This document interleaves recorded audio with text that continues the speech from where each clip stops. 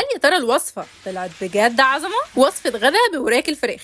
اول حاجه هنعمل التتبيله بتاعتنا واللي هسيبها لكم في التفصيل في عنوان الفيديو، وبعدين نبدا نحطها على الفراخ وندعكها كويس جدا كده بالوراك علشان تبقى تتبيله متشربه كده، وده شكلها في الاخر. نسيبها على جنب نص ساعه. قطعت شويه بصل حلقات وفلفل زي ما انتم شايفين. هنجيب الطاسه ننزل فيها بشويه زيت زيتون او حتى زيت عادي لو مفيش زيت زيتون، وبدات بقى احمر الوراك بتاعتنا على كل جنب شويه لحد ما يبقى لونها زي ما انتم شايفين. وقسمت الفراخ بتاعتي على مرتين، وما ننساش اهم حاجه عصره نص ليمونه كده على كل مره. وبعد ما نرفعها من على النار نغطيها لمده 10 دقايق، وممكن تغطوها بغطا عادي. وفي نفس الزيوت والصوص اللي كان في الطاسه هننزل بقى بشويه البصل بتاعنا لحد ما يبقى لونهم زي ما انتم شايفين. وبعد كده الفلفل نحاول ما نخلوش يستوي كتير، ونرجع بقى تاني للفراخ بعد ما سيبناها ل 10 دقايق نقطعها طرنشات وننزل بيها على الفلفل والبصل، نديها تقليبه خفيفه عشان تكمل السوا بتاعها.